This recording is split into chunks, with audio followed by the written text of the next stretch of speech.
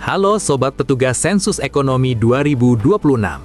Di video ini, kita akan belajar bersama bagaimana cara menggunakan aplikasi Fasih sebagai alat utama pendataan di lapangan.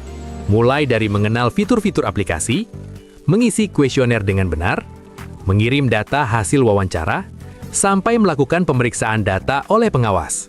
Ikuti video ini sampai selesai, supaya saat turun ke lapangan nanti, Sobat Petugas bisa menggunakan aplikasi Fasih dengan lebih percaya diri dan sesuai prosedur. Setelah Sobat Petugas berhasil login, tampilan pertama yang muncul adalah halaman beranda. Pada daftar survei, lihat semua survei dan pilih nama survei SE 2026. PIN survei tersebut supaya selalu tampil pada daftar survei. Sobat Petugas bisa juga melihat jumlah survei, periode pendataan, dan jumlah assignment atau penugasan yang sedang Anda kerjakan. Berikutnya adalah menu upload. Menu ini digunakan untuk memantau pengiriman data hasil wawancara. Setiap assignment yang sudah Sobat submit akan muncul di sini, lengkap dengan status pengirimannya. Jika jaringan sedang tidak stabil dan data belum terkirim, statusnya akan pending. Jangan khawatir, Sobat bisa melakukan upload ulang sampai data benar-benar berhasil terkirim ke server pusat. Jika selama menggunakan aplikasi Sobat mengalami kendala, silakan manfaatkan menu bantuan. Melalui menu ini, Sobat dapat melaporkan masalah penggunaan aplikasi langsung ke Pusat Bantuan Fasih, sehingga dapat segera ditangani oleh tim teknis. Pada menu pengaturan, tersedia berbagai informasi pendukung. Sobat bisa melihat versi aplikasi, kapasitas penyimpanan, dan status sesi login.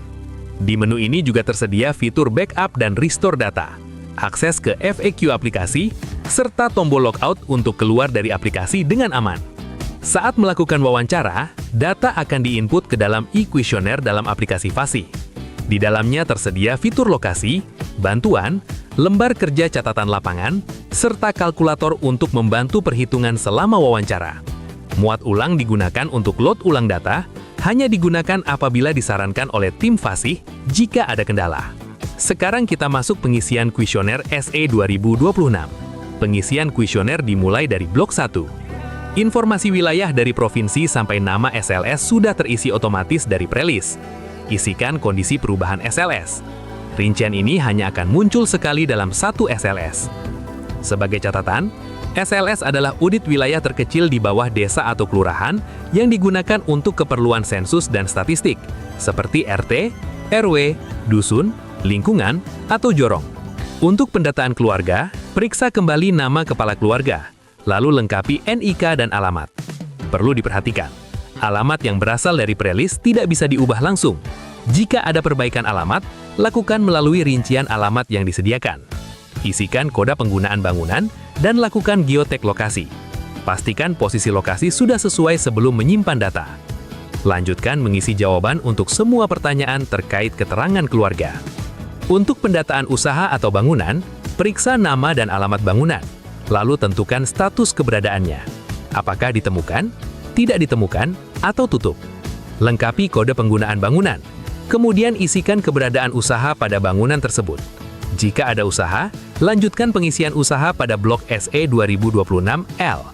Tambahkan nama usaha pada roster usaha, dan tanyakan dengan lengkap pertanyaan terkait usaha yang ada. Perlu diperhatikan bahwa dalam satu bangunan atau satu keluarga bisa memiliki lebih dari satu usaha. Selanjutnya, klasifikasi baku lapangan usaha atau KBLI merupakan variabel utama dalam sensus ekonomi, sehingga informasinya harus diperoleh secara akurat.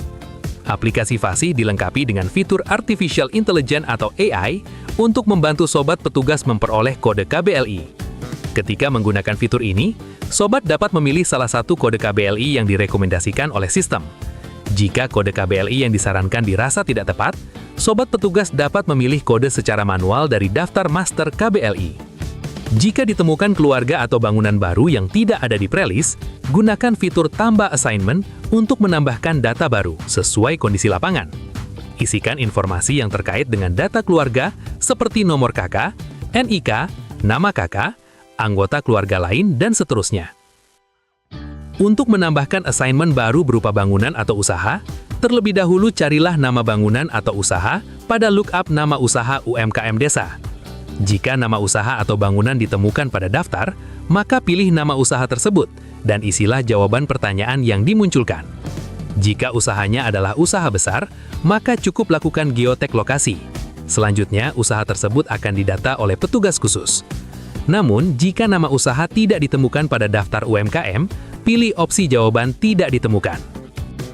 Selanjutnya, untuk assignment keluarga, pengisian akan dilanjutkan ke blok sosial ekonomi keluarga. Blok ini terdiri atas 3 keterangan utama, yaitu modul terkait kondisi perumahan, kepemilikan aset keluarga, serta data anggota keluarga. Isikan jawaban dari setiap pertanyaan dengan teliti dan lengkap, termasuk pertanyaan tentang foto kondisi rumah.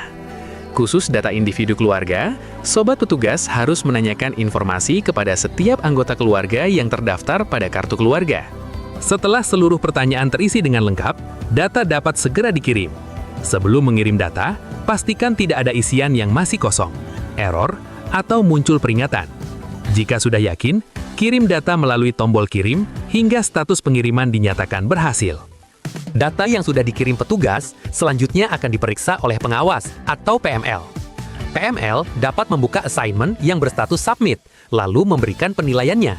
Disetujui atau approve jika data sudah benar, ditolak atau reject jika terdapat kesalahan.